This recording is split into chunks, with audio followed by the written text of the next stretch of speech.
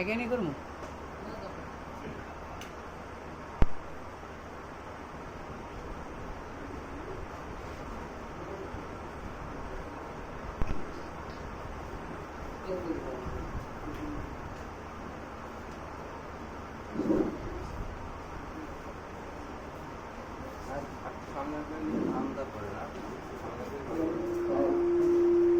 না থাক ঠিক আছে إن الله وحده لا شريك له لا شيء مثله ولا شيء يعجزه ولا إله غيره قديم بلا ابتداء دائم بلا انتهاء لا يفني ولا يبيد ولا يكون إلا ما يريد وقال الله تعالى في كلامه النبي وفرقانه الحميد إن الله وملائكته يصلون على النبي يا أيها الذين آمنوا صلوا عليه وسلموا تسليما اللهم صل على سيدنا ونبينا وشفيعنا وحبيبنا ومولانا محمد صلى الله عليه وعلى آله وآله وأصحابه وبارك وسلم اللهم صل على سيدنا ونبينا وشفيعنا وحبيبنا ومولانا محمد صلى الله عليه وعلى آله وأصحابه وبارك وسلم معزز মেহমান হাজিরিন ইকরাম আমি আপনাদের এই এলাকার লোক ছোটবেলা থেকে আমাকে দেখছেন আমি বড় হয়েছি আপনাদের সামনে আমি কিরকম আমার চলাফেরা কিরকম সবাই জানা আছে না এখন রাসূল সাল্লাল্লাহু আলাইহি ওয়াসাল্লাম যে সমাজে ছিলেন তার সমাজে তার সম্পর্কে সর্বোচ্চ তারাই জ্ঞাত ছিল ঠিক আছে না আমার মা নাই রাসূল সাল্লাল্লাহু আলাইহি ওয়াসাল্লাম যে বাবা ছিল না মা ছিল না রাসূল সাল্লাল্লাহু আলাইহি ওয়াসাল্লাম যে চাচার ঘরে বড় হয়েছে রাসূল সাল্লাল্লাহু আলাইহি ওয়াসাল্লাম দাদার ঘরে বড় হয়েছে এটা সকলে জানতো না সমাজে রাসূল সাল্লাল্লাহু আলাইহি ওয়াসাল্লাম যে তার দাদার ঘরে বড় হয়েছে তার দাদা মারা যাওয়ার পর তার চাচার কাছে বড় হয়েছে এই যে বিষয়গুলো এবং রাসূল সাল্লাল্লাহু আলাইহি ওয়াসাল্লাম চরিত্র রাসূল সাল্লাল্লাহু আলাইহি ওয়াসাল্লামকে কিরকম চিনতো কোরআন শরীফে স্পষ্ট আসছে তারা তাদের পিতামাতাকে যেভাবে চিনতো রাসূল সাল্লাল্লাহু আলাইহি ওয়াসাল্লামকে একইভাবে স্পষ্টভাবে চিনতো এর কথা কি মানে আমি আজকে মোবাইল নিয়ে বসছি মোবাইল নিয়ে নেট কিনলাম মানে আমার কথায় যদি কারো সন্দেহ হয় সাথে সাথে হাদিস অথবা কোরআনের আয়াত জানতে পারতে পারে আমার এখানে সুযোগ থাকতো আমার যদি কোনো কথা কোরআন এবং হাদিসের বাইরে সাথে সাথে বলতে হবে এবং আমি পূর্ণস্বরূপ আমার কাছে নেট আছে নেটে তো পাওয়া যায় কোরআন এবং হাদিস আমি বের করে দেখাবো আসসালামু আলাইকুম ওয়া রাহমাতুল্লাহি ওয়া বারাকাতুহু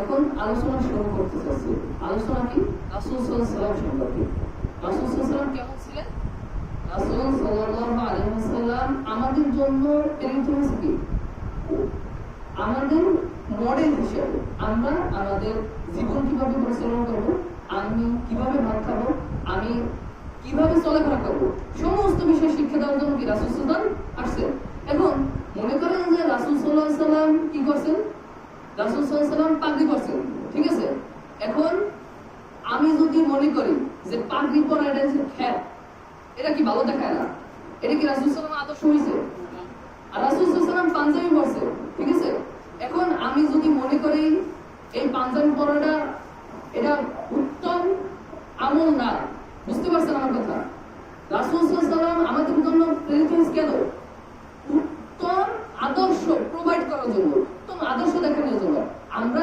কিভাবে একটা ড্রেস পরলে সর্বোচ্চ সুন্দর দেখাবে এইটার জন্য রাসূল সাল্লাল্লাহু আলাইহি ওয়াসাল্লাম প্রেরিত হয়েছে এখন আমি ব্যক্তিগতভাবে পায়জামা যে পরে না এই পায়জামাটাকে আমি কিরকম মনে করবো পায়জামাটাকে সর্বোত্তম ড্রেস আপ মনে করবো না লুঙ্গিটাকে সর্বোত্তম ড্রেস আপ মনে করবো কি ভিত্তিতে রাসূল সাল্লাল্লাহু আলাইহি ওয়াসাল্লাম যেটা বলছে যেটা করছে এই ভিত্তিতে রাসূল সাল্লাল্লাহু আলাইহি ওয়াসাল্লাম যদি বলেন উলঙ্গ হয়ে চলা এটাই হচ্ছে সর্বোত্তম তাহলে ওইটাই সর্বোত্তম বুঝতে পারছেন কিন্তু রাসূল সাল্লাল্লাহু আলাইহি ওয়াসাল্লাম কি করছেন এই পাঞ্জাবি পরছে জুব্বা পরছে রাসূল সাল্লাল্লাহু আলাইহি ওয়াসাল্লাম জুব্বা পরছে তাহলে জুব্বা পরাই সর্বোচ্চ মডেল জুব্বা পরাই সর্বোচ্চ আদর্শ, জুব্বা পরাটাই হলো সর্বোচ্চ সুন্দর জিনিস।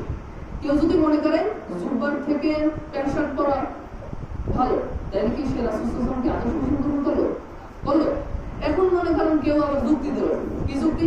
রাসূল সাল্লাল্লাহু আলাইহি ওয়াসাল্লাম সৌদি আরবে আসছে, সৌদি আরবের মানুষকে জুব্বা পরে, আমার বলতে জুব্বা না, আমার বলতে কি, আমার বলতে ওই যে গেঞ্জি পরা খুবই ঠিক আছে।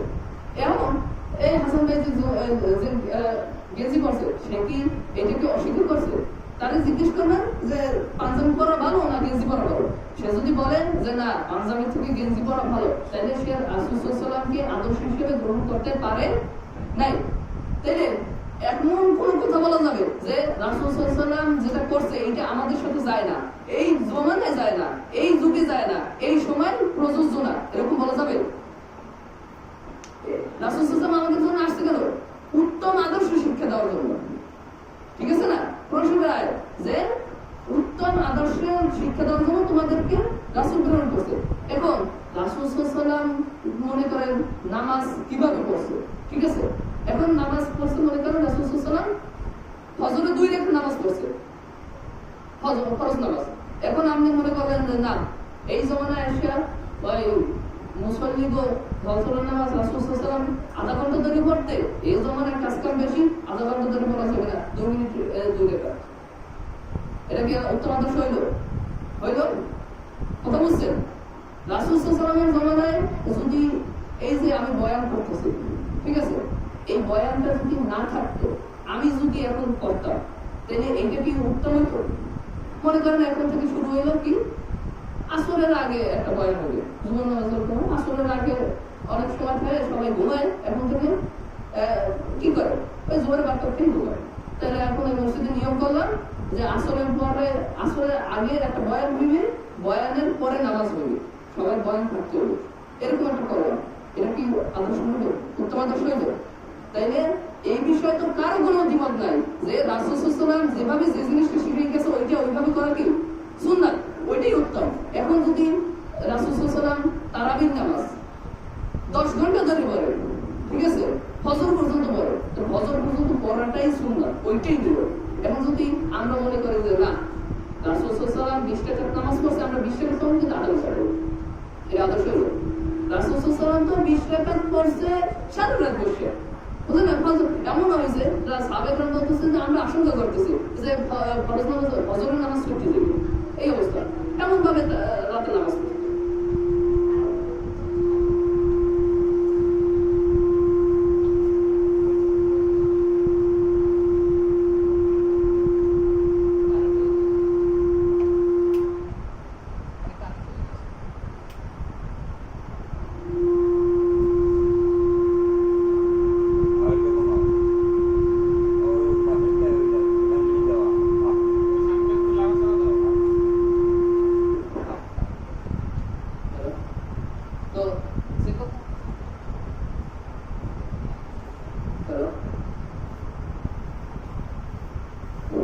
তো যে কথা বলতেছিলাম, রাসূল সাল্লাল্লাহু আলাইহি ওয়াসাল্লাম যে কাজটা যেভাবে করছে ওইভাবে করা কি সর্বোত্তম। এখন রাসূল সাল্লাল্লাহু আলাইহি ওয়াসাল্লাম সারা রাত নামাজ পড়ছে, নামাজ হয়েছে কখনো 20 টাকা, কখনো 8 টাকা, কখনো হয়েছে। এখন আমরা যদি রাকাতটা গ্রহণ করি আর সময়টাকে ক্ষেপণ করি, তাহলে সুন্নাত হইল? এটা দুরকারই হলো না?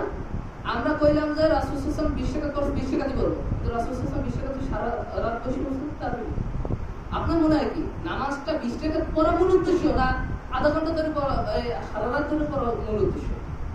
হ্যাঁ, সারা রাত ধরে পড়াটাই মূল উদ্দেশ্য। এখন আপনি পারেন না, আপনি মুরব্বী মানুষ, আপনি 8 টাকা করে চলে গেলেন, 2 টাকা করে চলে গেলেন, না পড়লেই চলে গেলেন, কোনো অসুবিধা আছে? কিন্তু এখন আমাদের সমস্যাটা হয়েছে কি, আমাদের অবস্থা এরকম হয়েছে, রাসূল সাল্লাল্লাহু আলাইহি ওয়াসাল্লাম আমাদের কি বলছে যে তোমাদের অবস্থা ইহুদিদের মতো একই রকম অবস্থা হবে, একেবারে জুতার এই পাট ওই পাটের সাথে বিপরীত না, এখানে স্বাভাবিকভাবে বসাই যায়, কিন্তু যদি এইভাবে বসানো হয় তাহলে পাটা কাটা মিলে যায় না। তো আমরা স্বাভাবিকভাবে দেখতে পাই যে ইহুদি নাসারা এইভাবে চলে, আমরা এইভাবে চলি, ঠিক আছে না? কিন্তু আমরা যদি লক্ষ্য করি ওই জুতাটাই যদি এইভাবে মিলাই, তাহলে দেখেন পাটা কাটা মিলে গেছে। কিভাবে মিলছে এটা প্রমাণ করি, দেখেন রাসূল সাল্লাল্লাহু আলাইহি ওয়াসাল্লাম কি করছে, আধা ঘন্টা ধরে নামাজ পড়ছে, সারা রাত ধরে নামাজ পড়ছে, ঠিক আছে না? আর কি করছে?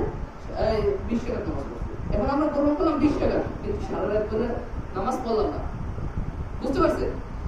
তাই মূল উদ্দেশ্য কি ছিল? আল্লাহর ইবাদত করার দীর্ঘ সময়, ঠিক আছে না? এটা বলতেছে। আপনারা ওই কাহিনী জানেন যে এক নবীর বনি ইসরাইলের তার গলার সুর খুব সুন্দর ছিল, তাদেরকে বলা হয়েছিল যে তোমরা শনিবার দিন মাছ ধরবে না। তারা করছে কি? তারা শনিবার দিন মাছ ধরে না। ওই মনে করেন নদীর পাড়ে বসে নবী কি করতো? কোরআন মানে আল্লাহর কালাম তেলাওয়াত করতো, মাছ আসতো, তারা ধরতো না, তারা বেড়া দিয়ে রাখতো, তারা জাল দিয়ে রাখতো, আটকাই রাখতো, কিন্তু ধরতো না। ধরতো করো রবিবার দিন, বুঝলেন? এরপরে আল্লাহ তাআলার আদেশ আসলো কোন জিরাতের ফাসিল কি তোমরা সর্বনিকৃষ্ট বানরে পরিণত হয়। এই যে ডারউইনিজম, এই যে কোরআনে এই আয়াত আছে যে ডারউইনিজম কি বলে? যে বানর মানুষ হয়েছে, আর কোরআন বলে মানুষ বানর হয়েছে। বুঝছেন? ডারউইনিজমের তথ্যটা কোরআনের উল্টা। এই যে কোরআনের উল্টা করাটা, এটা হচ্ছে ইহুদি নাসারাদের কাজ, বুঝছেন? আর আমরা আজকে ডারউইনিজম কোরআনের এই বিজ্ঞানে পড়ি, এটা আমার বিষয়, কোরআনের উল্টা করতেছি না। আমরা ইহুদিদের সাথে এই বিজ্ঞানভাবে ওইভাবে মিলে গেছি। আবার এই যে নামাজ পড়তেছি, এই যে আইসি নামাজ, ওই যতটুকু ঘুমাইতে এরা মানে বিষয়টা আমি বুঝাইতে চেয়েছি, নামাজ পড়তেছি কিন্তু ঘুমাই, তাই তো হইবে না। বিষয়টা বুঝাইতেছি আমাদের এখানে এই যে আলোচনার মূল উদ্দেশ্য কি? শোনা, এরা ঘুমানোর উদ্দেশ্য যে ঘুমান যাইবে, ওই ওরা কথা কয় এই জায়গায় নামাজ পড়তে আসে না, কথা বলা যাবে। মূল মানে এরা মসজিদে আইবে, নামাজ পড়তে আইবে, তারা নামাজ 20 টাকা পড়বে, কিন্তু মূল যে উদ্দেশ্য এটি ব্যাহত হইবে। এর মূল উদ্দেশ্য বয়ানো না, এই ঘুমাইতেছে ব্যাহত হয়েছে, কথা কইতেছে ব্যাহত হয়েছে। মূল উদ্দেশ্য সারা রাত নামাজ পড়া, ব্যাহত হইতেছে। কিন্তু কি শয়তান একটা প্রোটেকশন দিয়ে রাখছে, কি দিয়েছে? যে 20 টাকার জন্য নামাজ পড়ছে, 20 টাকা দিতে পারলে তার মানে শেষ নামাজ, বুঝলেন না?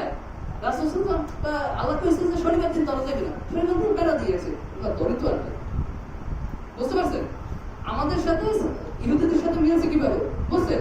আমরা হজ করতে যাই, হজ করতে যাইয়া পোলামাইদেরকে স্বর্ণ গহনা কিনে আনবো, অল্প দামে পাওয়া যাবে, এবার এটা করবো সেটা করবো, কিন্তু এইটা চিন্তা করে না আমি হজে যাই মূল উদ্দেশ্য কি, আল্লাহ কি কইছে, মূল উদ্দেশ্য কি করে, ব্যাহত করে। তো ইহুদিরা কি করছে? যে শনিবার দিন ধরে নেয়, ধরছে কি রবিবার দিন, বুঝলেন না? এর মূল উদ্দেশ্য কি ছিল? মাছ না ধরা, ওরা আল্লাহর কালাম শুনতে ওই দিন ধরা যাবে না। মসজিদে আসার উদ্দেশ্য কি? অয়াংশ না, এলাই ঘুমাইবেন। নামাজের উদ্দেশ্য কি? আল্লাহর ইবাদত করা, 20 টাকা পড়া না, উদ্দেশ্য ছিল সারা রাত পড়া। বুঝছেন আমাদের কিভাবে ম্যানিপুলেট করা হয়েছে? এটা করছে কেন?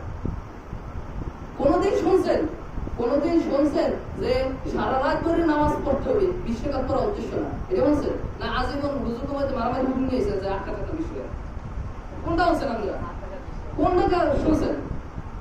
যদি মূল উদ্দেশ্য হয় সারা রাত নামাজ পড়া, এই জায়গায় 8 টাকা 20 টাকা 2 টাকা 4 টাকা কোনো ঝামেলা হওয়ার কথা। যদি মাছ না ধরা উদ্দেশ্য হয় তাহলে জাল দিয়ে বেড়া দিয়ে রাখা, অথবা শনিবার দিন ওখানটা এসে খাওয়া টাউন দিয়ে কিছু রাখতে দেওয়া, তারা খাইতে থাকবে, রবিবার দিন দল বিভিন্ন পদ্ধতি অবলম্বন করা। যদি মূল উদ্দেশ্যটা মানুষ না বোঝে, মূল উদ্দেশ্য যদি মানুষের সামনে না পৌঁছে, তখন মানুষ একই কাজ করবে, মসজিদে আসবে কিন্তু ওই ঘুমাইবে, মসজিদে আইবে কিন্তু কথা কইবে, নামাজ পড়তে আইবে, 20 টাকা পড়বে কিন্তু নামাজ হইবে না, হইবে কি বুধা টাকটুক দিয়ে শেষ, রোজা হইবে কিন্তু রোজা হইবে না, উল্টা কি হবে? কি বাদ করবে? রোজা হইবে না, ওটা মানে মরা বাইরের বস্তু খাই দিবে, হজে যাইবে কিন্তু হজ হইবে না, হাজি নাম হইবে কিন্তু হাজি হইবে না, নামাজ পড়বে, উযু করবে কিন্তু উযু হইবে না, কাপড় পরবে কিন্তু উলঙ্গ থাকবে। রাসূল বলছে না আজকে আমার মা বন্ধুর অবস্থা এই এক না, বুঝাইতে পারছি কিনা? তো রাসূল সাল্লাল্লাহু আলাইহি ওয়াসাল্লাম যেটা যেভাবে বলছে ওইভাবে মানাটাই হচ্ছে আমাদের জন্য আদর্শ। রাসূল সাল্লাল্লাহু আলাইহি ওয়াসাল্লাম যেটা যেভাবে করছে ওইটা মানাই আদর্শ। রাসূল সাল্লাল্লাহু আলাইহি ওয়াসাল্লাম যদি নামাজের পরে দোয়া করে থাকে করাটাই আদর্শ। রাসূল সাল্লাল্লাহু আলাইহি ওয়াসাল্লাম যদি নামাজের পরে দোয়া সম্মিলিতভাবে না করে থাকে না করাটাই আদর্শ। এখন আপনি বলবেন যে না শুক্রবার দিয়ে সবাই আয়, আমার একটা মিলাদ আছে, আমার একটা দোয়া করা লাগবে, বুঝলেন? এখন রাসূল সাল্লাল্লাহু আলাইহি ওয়াসাল্লামের মানুষ মরছে কিনা, কোন সাহাবী মরছে কিনা, কোন দাওয়াতের অনুষ্ঠান করছে কিনা, এটা আমাদের আদর্শ। রাসূল সাল্লাল্লাহু আলাইহি ওয়াসাল্লাম আমাকে একটা মানুষ মারা গেলে তার জন্য কি কি করা লাগবে, আমাদের কি শিখিয়ে গেছে, এটাই আদর্শ। রাসূল সাল্লাল্লাহু আলাইহি ওয়াসাল্লাম আল্লাহ তাআলা আমাদের জন্য একটা মানুষ মারা গেলে কি কি করা লাগবে, মিলাদ করা লাগবে না ছাগল কেটে খাওয়া লাগবে, এটা কি শিখিয়ে গেছে? এটাই আদর্শ। রাসূল সাল্লাল্লাহু আলাইহি ওয়াসাল্লাম নামাজে, ফরজ নামাজের পরে সম্মিলিত দোয়া করা লাগবে কি লাগবে না এই বিষয়ে রাসূল সাল্লাল্লাহু আলাইহি ওয়াসাল্লাম কি বলে গেছে? এটাই আদর্শ। রাসূল সাল্লাল্লাহু আলাইহি ওয়াসাল্লাম কি শিখিয়ে গেছে আজকে এখন আমি বলি।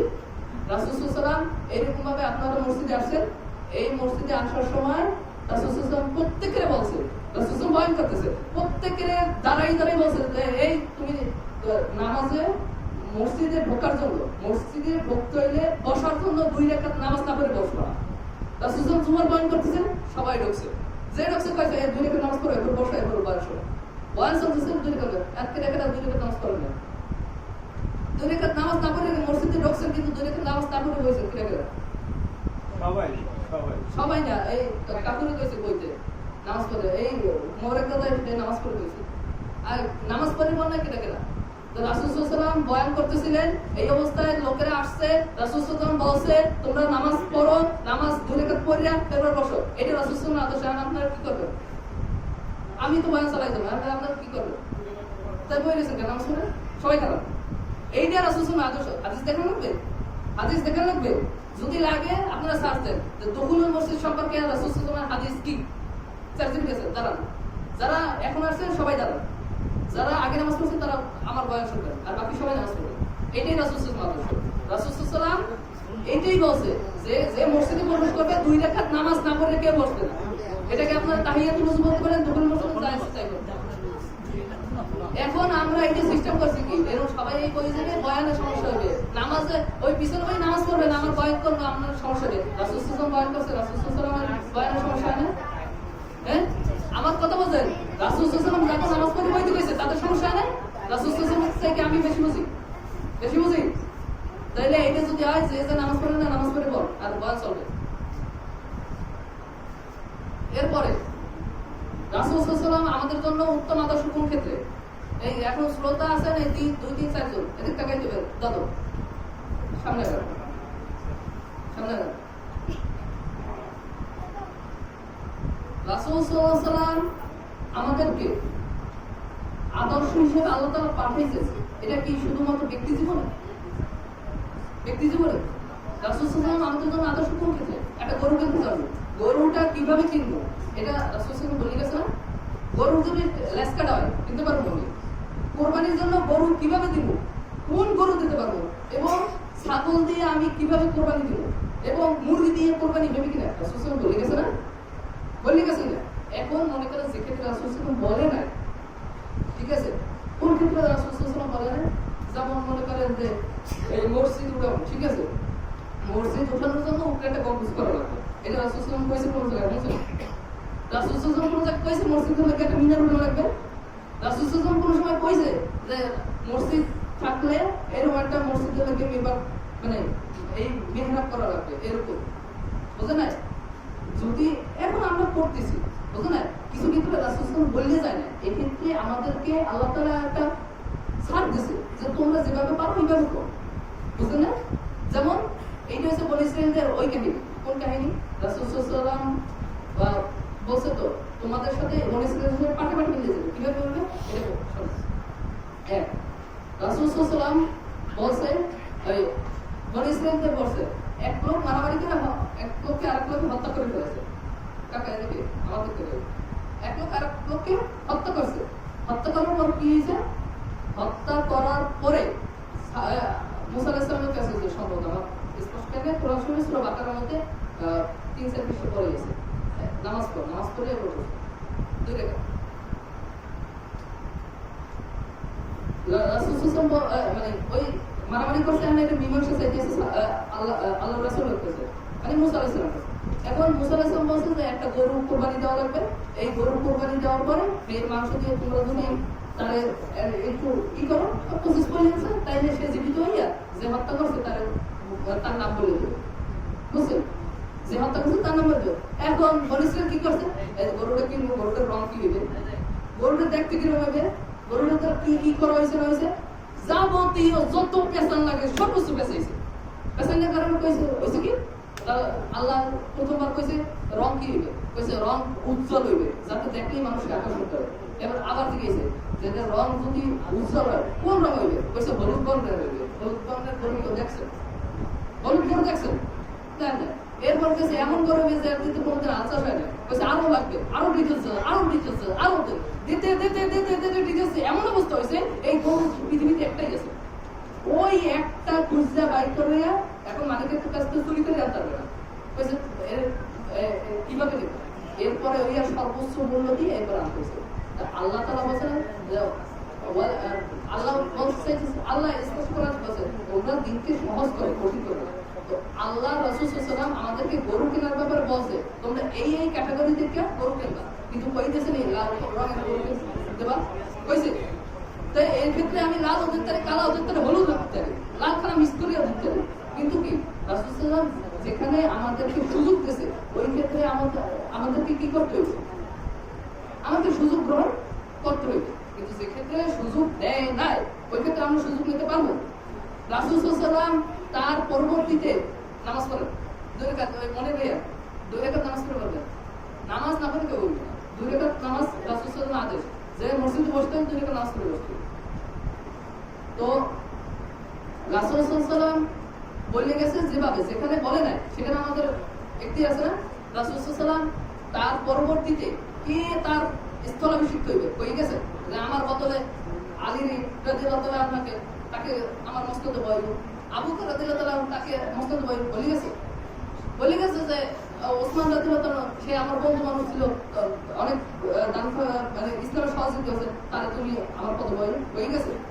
এই ক্ষেত্রে রাসূল সাল্লাল্লাহু আলাইহি ওয়াসাল্লাম তাদের সাহাবায়ে কেরামদের উপরে দায়িত্ব দিয়ে গেছে যে তোমরা সম্মিলিতভাবে যে সিদ্ধান্ত নেবা এইটাই ইসলামের জন্য সিদ্ধান্ত। এইখান থেকে আসছে ইজমা, যে ক্ষেত্রে রাসূল সাল্লাল্লাহু আলাইহি ওয়াসাল্লাম কোনো সিদ্ধান্ত দিয়ে যায় নাই, এই ক্ষেত্রে স্থানীয় আলেম যে সিদ্ধান্ত নেবে এই সিদ্ধান্ত, বুঝছেন? যেমন মনে করেন এই মসজিদ ওই নদী এখন এখানে মসজিদ করা যাবে কি যাবে না এই ব্যাপারে রাসূল সাল্লাল্লাহু আলাইহি ওয়াসাল্লাম কোনো কিছু বলে যায় নাই, কিছুই বলতে যায় না যে নদী পাশে থাকলে মসজিদ করা যাবে না। বলছে কেউ শুনছেন? কোনো ভয় না হচ্ছে এত মানুষ আছে বয়ান করছে এই নদীর পাড়ের জন্য, কোনদিন কইছে যে না মসজিদ এই নদীর পাড়ে বয়ান করা যাবে না, নদীর পাড়ে মসজিদ জন্য? এই ক্ষেত্রে কি করতে হবে? এই এলাকার মানুষ আর যে ইমাম সাহেব আছে তারা বসে একটা সিদ্ধান্ত নেবে যে এই ক্ষেত্রে কি হইবে, ঠিক না? তাদের সিদ্ধান্ত অনুযায়ী মসজিদ এখানে হোক আর সেখানে হোক, বুঝলেন না? এইটা হচ্ছে ইজমা। এটা কি ইজমা? তো যে ক্ষেত্রে রাসূল সাল্লাল্লাহু আলাইহি ওয়াসাল্লাম মানে বলে যায় না, সেক্ষেত্রে আমাদের কি করতে হবে? বসে একটা সিদ্ধান্ত নিয়ে একটা কাজ করতে হবে। ঠিক সেইভাবে রাসূল সাল্লাল্লাহু আলাইহি ওয়াসাল্লাম মৃত্যুবরণ করছে, মৃত্যুবরণ করবার সাহাবায়ে কেরামরা বসে তারা সিদ্ধান্ত করেছে। এখন রাসূল সাল্লাল্লাহু আলাইহি ওয়াসাল্লাম বেশি কি হবে? আনসাররা বলছে যে আমাদের মধ্য থেকে একজন হোক, মুহাজিররা বলছে আমাদের মধ্য থেকে একজন হোক, তাহলে 2 জন প্রধান থাক।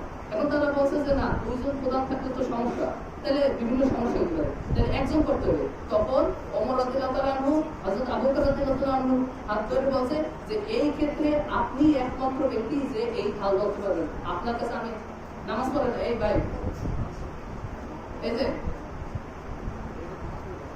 রাসূল সাল্লাল্লাহু আলাইহি ওয়াসাল্লাম বলছে মসজিদে ঢুকতে 2 রাকাত নামাজ পড়ে বসতে হবে, এছাড়া বসা যাবে না। শোনেন যে কথা বলতেছিলাম যে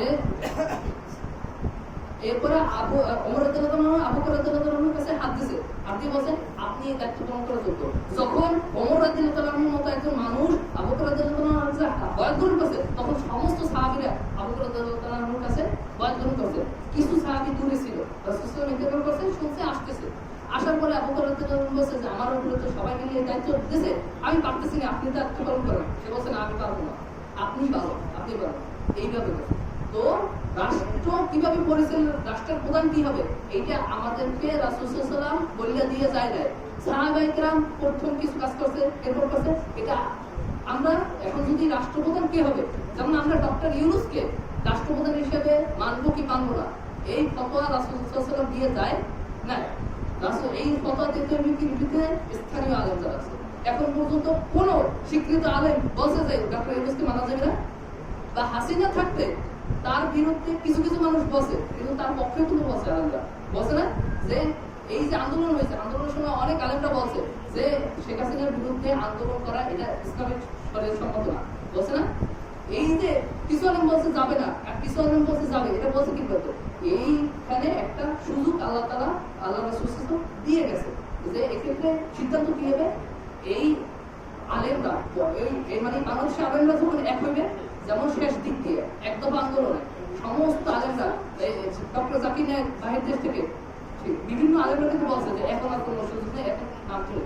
আবার কিছু আলেম বলছে দরকার নেই, কিন্তু অধিকাংশ আলেম যেহেতু পক্ষে বলছে আমরা নামছি, আমরা আন্দোলন করছি। তো বিষয়টা হয়েছে এখন আমাদের সম্মুখে আর একটা সময় যে আমরা সামনে ভোট দেবো, ঠিক আছে না?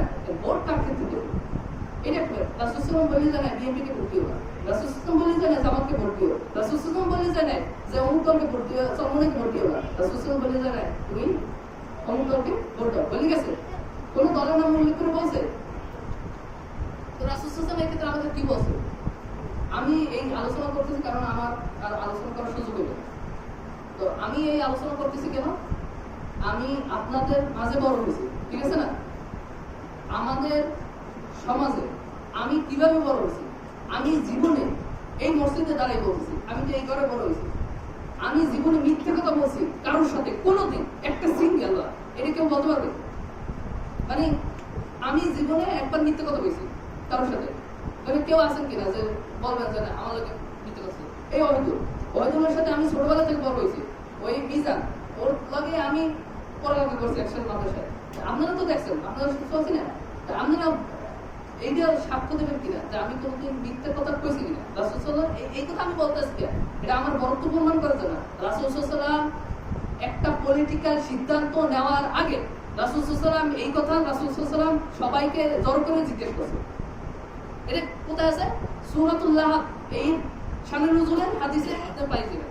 তারপর দিয়ে আবি লাহাব ওয়া তাব মা মালু মা কাসা সাসলানা রমজাদালা আমরাতু হামালাতুল হাতাব।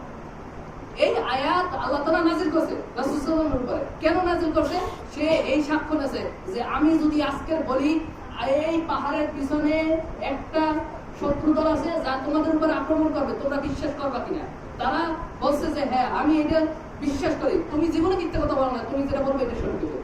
তো এই ক্ষেত্রে আমি বলতে চাইছি আমি নিজেকে রাসূল সাল্লাল্লাহু আলাইহি ওয়াসাল্লাম আদর্শে মডেল হিসেবে মানতে চাই। আমি এটা পারছি কিনা এইটা আপনাদের সম্মুখে জানতে চাইতেছি। আমার মুখ দিয়ে জীবন মিথ্যা কথা বলছেন এরকম নাই। তাহলে শুনে দেখেন আমি এখন যে কথাটা বলবো এই কথা বলার পরেও কেউ বিরোধিতা করতে পারে। যেমন ভাবে লাহাব আবু লাহাব সে বিরোধিতা করছে, যেমন ভাবে কাফের মুশরিকরা রাসূল সাল্লাল্লাহু আলাইহি ওয়াসাল্লাম বিরোধিতা করছে। এর বিরুদ্ধে আমার পরিবারে আমার এখানে যারা আছে তারা বিরোধিতা করতে পারে, কিন্তু এটা আমার বলার দায়িত্ব। রাসূল সাল্লাল্লাহু আলাইহি ওয়াসাল্লাম এই কথা বলছে, সমাজের রাসূল সাল্লাল্লাহু আলাইহি ওয়াসাল্লাম এই ঘোষণা দিয়েছে না, আমার এই ঘোষণা দেওয়া সুন্নাত কিনা, এই ঘোষণাটা দেওয়া আমার আদর্শ কিনা, বুঝতে পারছেন? আগে যে কথা বললাম। এখন আমি কি বলবো? রাসূল সাল্লাল্লাহু আলাইহি ওয়াসাল্লাম তখন কি বলছে? লা তুশরিক বিল্লাহ, তোমরা আল্লাহর সাথে কাউকে শরীক করো না। এখন আমি আপনাদের সাথে এইরকম একটা কথা বলার পর অনেকে নামাজ ফিরিয়ে দিয়ে যেতে পারে, অনেকে নামাজ না পড়তে পারে, আমার পিছনে তাদের নামাজ পড়ার কোনো জরুরি নেই, দরকার নাই। রাসূল সাল্লাল্লাহু আলাইহি ওয়াসাল্লামকে পাথর মারছে, আমি পাথর পর্যন্ত মারছে কি চাচা, রাসূল সাল্লাল্লাহু আলাইহি ওয়াসাল্লাম চাচা মারছে। এখন আমার চাচা থাকলে চাচা যদি কেউ এই যে এই এক চাচা আছে, অনেক চাচা আছে, হয়তো বা মাইন্ড টের দিতে পারে, নামাজ ছেড়ে দিতে পারে, আমার কোনো আপত্তি নেই। এইটা বলা আমার দায়িত্ব ছিল। আমি রাসূল সাল্লাল্লাহু আলাইহি ওয়াসাল্লামকে মডেল হিসেবে গ্রহণ করছি বলে আমার এই বলা দায়িত্ব। এখন কি বলবো এটা শোনেন। রাসূল সাল্লাল্লাহু এই গোলাম রাব্বি কথা বলা হতো না, দেখছেন শয়তান এতটি মানুষের কাছে আরে দর্শক আরে মিজান মিজান সামনে এদিকে বলে গেলে তো শয়তান তার বলে। এখন রাসূল সাল্লাল্লাহু আলাইহি ওয়াসাল্লাম কি বলছে? লা তুশরিক বিল্লাহ। এখন শিরক কাকে বলে এটা বুঝেন? শিরক কাকে বলে বুঝেন? শিরক হচ্ছে আল্লাহ তাআলার সাথে কাউকে অংশীদার করা। যেমন এই মোবাইলটা আমার আব্বু কিনছে, ঠিক আছে না? এখন আমরা আছি কয় ভাই? 3 ভাই। আমার এক বোন আছে, আম্মু আছে, ঠিক আছে? এখন এটা আব্বু কিনছে না, এখন আমি বললাম যে এটা আমার, এখন আব্বু মারা গেল, আব্বু মারা যাওয়ার পর এটা সম্পত্তি আমার 3 জন। এখন আমার অংশীদার কি? হাসান, হুসাইন, এবার বুশরা, আম্মু অংশীদার না? কিন্তু এটার মালিক যদি আব্বু থাকে তাহলে কি আমরা অংশীদার হবো? অংশীদার হইতে পারবো? কারণ কি এটা তারই একলা। আর যখন একটা মালে আরো 2 জন, যেমন আমি যদি কই এটা আমি এখন এটা আমার উদ্ধার রাখি, হাসান কইবে না এটা তো আব্বুর আগে আমার অংশীদার আছে, ও রাখতে চাইবে না? রাখতে চাইবে কিনা? এই অংশীদারিত্ব আল্লাহর সাথে করা যাবে না। কি ক্ষেত্রে করা যাবে না?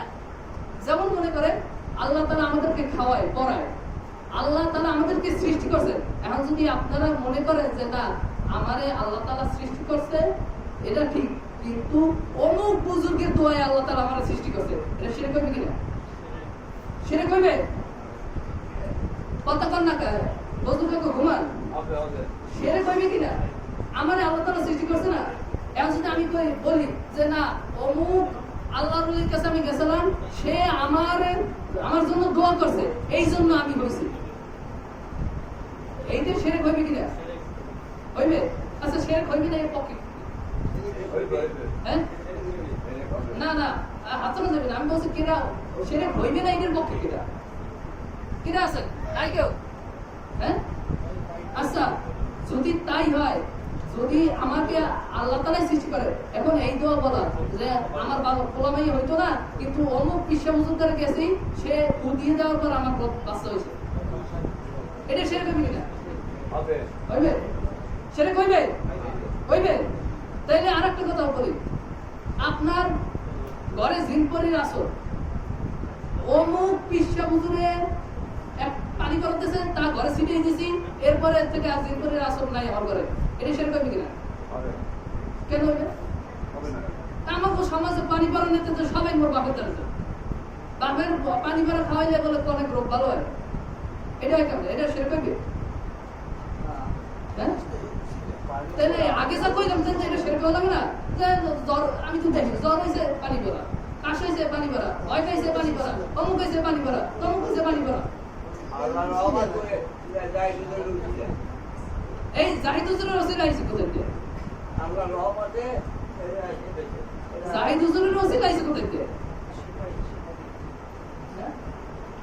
আমার বাপে সুরা ফাতিহা পড়ে পানিতে ভুতেছে, এরপরে রোগ ভালো হয়ে গেছে, এখন আমার বাপের ওসিলা ভালো হয়েছে?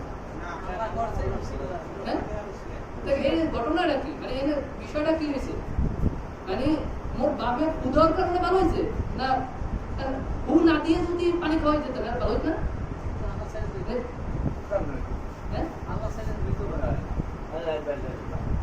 না শিরক বিষয়টা খুবই সূক্ষ্ম।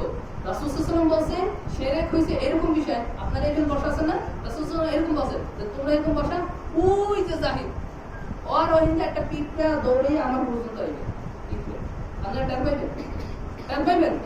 শিরক হইছে এরকম একটা বিষয়, ওইখান থেকে একটা পিঁপড়া এইরকম এইখানে আমার পর্যন্ত যাবে, আপনারা কেউ টের পাইবেন না, শিরক এইরকম আপনার মধ্যে ঢুকে যাবে, কিন্তু আপনি টের পাইবেন না, বুঝছেন?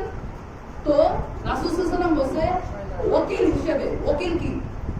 উকিল জানেন? উকিল আদালতের উকিল জানেন? উকিলে কি করে? আমি যদি মামলা খাই, এই কাকায় যদি উকিল হয়, তাহলে সে আমার যাই সারাই লইবে, কার কাছে? এখন যদি মনে করেন কিয়ামতে আমি যদি পাইছি যে আমার পিছে হুজুরের নৌকা লইয়া, গাড়ি লইয়া, ঠেলা গাড়ি লইয়া অথবা বাস গাড়ি লইয়া আমার বাসায় লই যাবে, এটা কি শিরক হইবে কি হইবে না? কে হবে? কোরআনে স্পষ্ট আয়াত যে ওকিল হিসেবে আল্লাহ তাআলাই যথেষ্ট, যে আল্লাহ তাআলাকে ওকিল হিসেবে মানবে তার আর কাউকে দরকার হবে না। এখন আপনারা যে বিশ্ব হুজুরকে ওকিল হিসেবে মনে করেন, তা আপনি যদি মনে করেন বিশ্ব ধরার পর নামাজ পড়া লাগবে না, বিশ্ব ধরার পর রাসূল সাল্লাল্লাহু আলাইহি ওয়াসাল্লাম আদর্শ গ্রহণ করা লাগবে না, বিশ্ব ধরার পরে রাসূল সাল্লাল্লাহু আলাইহি ওয়াসাল্লাম যেভাবে বলছে এটা না করিয়া বিশ্ব যেভাবে বলছে ওইভাবে করাটাই আমার জন্য দরকার, তাইলে আপনার কি শিরক হইবে কি হবে না? হইবে? এখন আমার বাপে পীরের মুরিদ কিনা, আমি পীরের দরবারে পড়ছি কিনা, আমি সার্সিনের দরবারে পড়ছি, আমি জালকারি দরবারে পড়ছি, আমি দরবারি মাদ্রাসার বড় ছাত্র না, আমার 14 গোষ্ঠী সব সার্সিনিয়া, আমি সার্সিনিয়ার বিতর্কত বাইরগত সব জানি। আমার খালু নিজে বিশ্বাস, আমার খালু নিজে বিশ্বাস সিলেহাটি খানকা, আপনার নীলফামারী গুণে সাথে থাকেন, নীলফামারী সিলেহাটি খানকা শরীফ, এটা হচ্ছে আমার নিজের খালু। তো পীর তন্ত্র কি জিনিস আমরা সবাই জানি। আপনারা যদি পীরতন্ত্র সম্পর্কে কোরআন হাদিস সম্মতভাবে জানতে চান, হযরত আব্দুল্লাহ জাহাঙ্গীর রাহিমাহুল্লাহ, আমি তার মাদ্রাসায় বর্তমানে তাকাসসুসের দাওয়া করতেছি, কিভাবে মানুষদেরকে দাওয়াত দিতে হবে তার মাদ্রাসা করতে, আপনারা আব্দুল্লাহ জাহাঙ্গীর রাহিমাহুল্লাহকে তার ভিডিওগুলো, তার আলোচনা করুন শুনবেন, তাহলে একটা ভালো বিশ্বাস এবং বিশ্বাস কোন পন্থায় মানলে, কোন পন্থায় একজন পীরকে মানলে মানে এটা সঠিক হইবে, কোরআন হাদিস সম্মত হবে, তার কাছ থেকে জেনে নেবেন। আমি অত বড় পীর, আমি কি বলছি, আমি শিরকের সংজ্ঞা বুঝাইছি এবং শিরক কিভাবে হয় এটা বুঝাইছি। এখন এরপরও যদি আপনারা পীরের কাছে গিয়ে তাকে যদি আদর্শ হিসেবে গ্রহণ করে, রাসূল সাল্লাল্লাহু আলাইহি ওয়াসাল্লামকে আদর্শের বাইরে মনে করে, তাহলে আমার কিছু বলার নেই। আমি আপনাদেরকে বলবো আপনার কোরআন পড়বেন, হাদিস পড়বেন, এরপর কোরআন হাদিসে যা বলছে এটা মানবেন। এর বাইরে যাইয়া আপনারা যদি এই কোন হুজুর বলছে যে নামাজ 20 রাকাত পড়লেই হইবে, এই 20 রাকাত পড়ে যদি রাখতে দেন, তাহলে মূল উদ্দেশ্য যে রাসূল সাল্লাল্লাহু আলাইহি ওয়াসাল্লাম সারা রাত নামাজ পড়ার যে বিষয়টা, এটা কোনোদিন জানতেন না। যদি হাদিস পড়তেন তাহলে আপনারা সবাই জানতেন রাসূল সাল্লাল্লাহু আলাইহি ওয়াসাল্লাম বলছে যে নামাজে এই কাকু এরকম রাসূল সাল্লাল্লাহু আলাইহি ওয়াসাল্লাম বলছে 2 রাকাত নামাজ না পড়ে মসজিদ পাওয়া যাবে না, নামাজ পড়েন। তো এই হাদিস যদি পড়তেন তাহলে মুইজাম পাইছে, আপনি পাইতেন না। আজকে সকলে গিয়া হাদিস বিডি অ্যাপ আছে, কি নাম কি, হাদিস বিডি অ্যাপ নামাইয়া সবাই বুখারী শরীফ আগাটু করে পড়বেন, মুসলিম শরীফ আগাটু করে পড়বেন, সব বুঝবেন না। এটাই কি সব বুঝবেন না, এই বুঝবেন না দেখে ইমান সাহেব রাখা হয়। এর দ্বারা আইবেন যে এইখানে এই হাদিসটা কইছে এটা বুঝি না, এটা কি। আর যদি হাদিস কোরআন না পড়েন তাহলে আমি হুজুরি কইবে 20 টাকা পড়লে আমি 20 টাকা দিয়ে পড়ে যাবেন, কিন্তু মূল উদ্দেশ্য হচ্ছে সারা রাত পড়া, এইটা কোনোদিন জানবেন না। কারণ কি হুজুরি তো 20 টাকা নামাজ পড়ে মাস শেষে 20,000 টাকা পাইবে না। হুজুররা অধিকাংশ এই যে হজেন সিসি অধিকাংশ এই যে ব্যবসায়ী হুজুরদের মধ্যে যেদিন হইতে এই আলী মাদ্রাসায় যেদিন হইতে টাকা ঢুকছে ওই দিন হইতে আলী মাদ্রাসা ধ্বংস হয়ে গেছে। কমি মাদ্রাসায় সার্টিফিকেট ঢোকার পরের বছরই এই প্রশ্ন ফাঁস হয়েছে, জীবনে হয় না সার্টিফিকেটের স্বীকৃতি দেওয়ার পরের বছর প্রশ্ন ফাঁস হয়েছে। তো যেখানে টাকা আছে ওইখানেই আপনার হয়েছে সমস্যা। অতএব নিজেরা কোরআন হাদিস পড়বেন এবং এটা মানার চেষ্টা করবেন। বুঝছেন? এটা কি আমার কথা? রাসূল সাল্লাল্লাহু আলাইহি ওয়াসাল্লাম বলেছেন মান তামাসসাকা বিসুন্নতি না মা রাসূল সাল্লাল্লাহু আলাইহি ওয়াসাল্লাম তাকফিকাম আমরাইন লান তাদিল্লু মিনকুম। দুইটা জিনিস আমি তোমাদের কাছে রেখে দিতেছি, এইটা যদি তোমরা পড়ো মানো তাহলে তোমরা কোনদিন গোমরা হবে না। একটা হচ্ছে কোরআন আর একটা হচ্ছে হাদিস। এই কোরআন এবং হাদিস আপনারা পড়ছেন কি? কোরআনের অনুবাদ পড়ছেন? কোরআন খতম দেন না প্রতি রোজায়? দেন কিনা? কোরআন খতম দেওয়া কি মূল উদ্দেশ্য না কোরআন আল্লাহ তাআলা পাঠাইছে এটা কি কইছে এটা উদ্দেশ্য? হ্যাঁ, তা আপনারা তো খতম দিয়ে মিলাদ করা মনে করেন এই শেষ রোজার দায়িত্ব। মূলত তো কোরআনের অনুবাদ করা। হাদিস আল্লাহ তাআলা রাসূল সাল্লাল্লাহু আলাইহি ওয়াসাল্লামের হাদিস, এটা কি ওই হুজুররা পড়বে? এটা কি ওই হিন্দু পুরোহিত পাইছেন যে পুরোহিত ছাড়া আর কেউ মন্ত্র পাঠ করতে পারবে না? বাইবেল পাইছেন যে পোপ ফাদার ছাড়া কেউ পড়তে পারবে না? এটা কি এই জিনিস? হ্যাঁ, তাহলে প্রত্যেককে আজকে থেকে শুরু করবেন কোরআন ফার্স্ট টু লাস্ট পড়া। যদি দুনিয়াতে ফার্স্ট টু লাস্ট কোনো বই বুঝতে পারার থাকে এটা কোরআন। এখন থেকে নিজের মধ্যে গ্রহণ করবেন যে আজকে থেকে এই মসজিদ থেকে যাওয়ার পর জীবনে যদি একটা বই শেষ করি, একটা বই ভালো করে বুঝি, এটা হচ্ছে কোরআন। জীবনে যদি এর পরে কিছু করি এটা হচ্ছে হাদিস। এটা কি হাদিস। তাই এখন থেকে এই যে কাকুদা চাচারা বুড়ো হয়েছে, এরা আসলে ওই সময় পড়াটা ছিল এরা যদি কই আমরা এই কোরআন শরীফ বাংলা দেখে দিতে পারবো বুঝলি, আগে এগুলো কইতো, আগে কইতো না, কারণ এরা তো পড়তেই পারে, বুঝলেন না? এখন এগুলো কইতে হইতো, বুঝলেন না? আগে যারা গেছে মুরব্বীরা, হ্যাঁ আল্লাহ তাআলা ইচ্ছা থাকলে এখন যদি চেষ্টা করে আল্লাহ মাফ করে দেবে, কিন্তু আমরা কিন্তু ধরা দেব। এই যে দাদু এরা 20 টাকা কনসেপ্ট পড়ছে, তারা মাফ পাই যেত, কিন্তু আমরা মাফ পাইবে না। কেন মাফ পাইবে না? আপনারা পড়তে পারেন।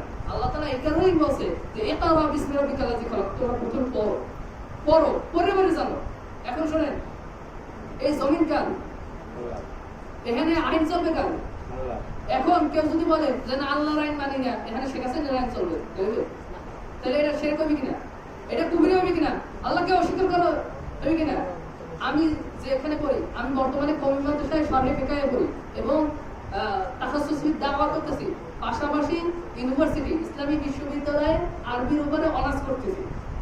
তো আমার যে বিশ্ববিদ্যালয় এটা জিয়াউর রহমানের আমলে হয়ে গেছে। প্রেসিডেন্ট জিয়াউর রহমান বাংলাদেশের মধ্যে এমন একজন ব্যক্তিত্ব, ডক্টর ইউনূস, মানে ডক্টর ইউনূসের আগে কাউকে যদি উল্লেখ করার মতো হয় বাংলাদেশের ইন্টারন্যাশনালি পরিচিত, সে হচ্ছে ডক্টর জিয়াউর রহমান। তিনি দেশের জন্য, ইসলামের জন্য অনেক কিছু করছে যা বলার বাইরে। তিনি সংবিধানের মধ্যে বিসমিল্লাহ অন্তর্ভুক্ত করছে এবং আল্লাহর উপরে যে ভরসা এটা অন্তর্ভুক্ত করছে। তার সময় যে বিএনপি ছিল, ওই বিএনপি আলহামদুলিল্লাহ যা করছে আমরা ইসলাম বিশ্ববিদ্যালয় আমি যেখানে করি এটা বিএনপি আমলে করা হয়েছে, বুঝছেন? এবং এই রকম একটা আমি যে এলেম আপনাদের কাছে যে বলতেছি, এটা বলতে পারতেছি তার অবদানের কারণে। প্রেসিডেন্ট জিয়াউর রহমানকে আমরা যথেষ্ট শ্রদ্ধা করি, আমাদের আলেম সমাজ যারা আছে তারাও যথেষ্ট শ্রদ্ধা করে, কিন্তু এই বর্তমান জমানায় এসে কেউ যদি বলে এই জমিনে এই পৃথিবীতে আল্লাহর আইন চলবে না, এবং কেউ যদি মনে করে আল্লাহর আইন এটা অকার্যকর এবং তাকে কেউ যদি ভোট দেয় সেও কাফের, এবং যে ভোটে দাঁড়াবে সেও কাফের। আল্লাহর কসম করে বলি, আল্লাহর কসম করে বলি, আমি যেটা বলতে চাইছি দুইটা জিনিস বলছি আজকে। আল্লাহ রাসূল সাল্লাল্লাহু আলাইহি ওয়াসাল্লাম সাক্ষ্য নিয়েছে প্রথমে কি জীবনে কোনোদিন মিথ্যে কথা বলে নাই। আমি আপনাদের যা বলছি আমি জীবনে মিথ্যে কথা বলি নাই, যদি আপনাদের বিশ্বাস হয়ে যায় তাহলে আজকে দুইটা জিনিস বলে গেলাম। এক, কীর্তন্ত, এটা হচ্ছে নব্য মুশরিকি, আর বিএনপির অথবা সেকুলারিজম এটা হচ্ছে নব্য কুফরি। এই যদি কেউ এই আদর্শে বিশ্বাসী যে আল্লাহর জমিনে আল্লাহর আইন ব্যতীত অন্য কোনো আইন চলবে, এই আদর্শে বিশ্বাসী কাউকে যদি কেউ ভোট দেয় সে কাফের, এবং কেউ যদি আল্লাহ তাআলার সাথে শিরক করে এই অবস্থায় তাকে যদি কেউ ভোট দেয়, যে কেউ যদি আল্লাহ তাআলার সাথে শিরক করে এই অবস্থায় তাকেও কেউ যদি ভোট দেয় সেও মুশরিক। আর কেউ যদি আল্লাহ তাআলার জন্য এবং খালেস নিয়তে কেউ যদি দাঁড়ায়, কেউ যদি রাজনীতি করতে চান, রাজনীতিকভাবে ভোট দিতে চান, আমি নিজে যেটা পছন্দ করি এটা আপনার কাছে বলে গেলাম। আমি শিবির করি আন্দোলনের অনেক আগ থেকে, ভার্সিটি যাওয়ার পর থেকে আমি এটাকে হক মনে করি শিবিরকে, এবং শিবির জামাতকে হক মনে করেন। আপনারা চাইলে এই ভোট দিতে পারেন, আমাকে যেহেতু আপনারা কি মনে করেন আমি জীবনে মিথ্যে কথা নেই, আমি যতটুকু পড়ালেখা করছি আমি এটা বলছি। আর আপনারা যদি রাজনীতি না করতে চান কোনো অসুবিধা নাই, এটাও ইসলামে আছে। যদি কেউ ভোট দিতে চান এই দলে দিতে পারেন, আর যদি না দিতে চান তাহলে অরাজনৈতিক সংগঠন করতে হবে হেফাজতে ইসলাম। হেফাজতে ইসলাম একমাত্র আল্লাহর জন্য। আমি যতটুকু দেখছি হারুন সাহেবের বয়ান আমি শুনছি, এই কয়েকদিন আগে তার মাহফিলে তার সাথে দেখা করছি। তো আমার মতে এই দুইটা দল বর্তমানে বাংলাদেশে কেউ যদি করছে রাজনৈতিকভাবে জামাত, আর যদি অরাজনৈতিকভাবে কেউ করছে এটা হচ্ছে হেফাজতে ইসলাম। আর দাওয়াতি ময়দানে সর্বোচ্চ আদর্শ হচ্ছে ডক্টর জাকির নায়েক। আর পীরতন্ত্রের মধ্যে সবচেয়ে মানে একমাত্র বাংলাদেশের মধ্যে যদি ভালো কোনো পীর থেকে এটা ফুরফুরা পীর, ফুরফুরা আব্দুল জাহাঙ্গীর রহিমাহুল্লাহ, তিনি কিন্তু ফুরফুরার 20 বছরের জামাই। যদি আদর্শ হিসেবে বা পীরতন্ত্র কিরকম পাওয়া উচিত তার থেকে জানিয়ে দেবেন। আমার তো কিছু বললাম, আজকে অনেক কথা বললাম। এখন শোনেন, এই যে বয়ান শেষ হইল, এখন নামাজের সময় দেওয়া হতো না? রাসূল সাল্লাল্লাহু আলাইহি ওয়াসাল্লাম এই কথা বলে গেছে যে বয়ান একটা শেষ হয়ে যাবে নামাজের সময় দেওয়া। এটা যদি রাসূল সাল্লাল্লাহু বললে না যায় তাহলে এই কাজ কোনোদিন করবে না, বয়ানের মধ্যেই নামাজ পড়বে। আর যদি রাসূল সাল্লাল্লাহু আলাইহি ওয়াসাল্লাম এই সুযোগ দিয়ে দেয় তাহলে করবে, কোনো আপত্তি নেই। আপনারা জানতে পারেন যদি দলিলটা বের করে। আর রাসূল সাল্লাল্লাহু কি করতেন? এরকম বয়ান করতেন, এরপরে বসতেন।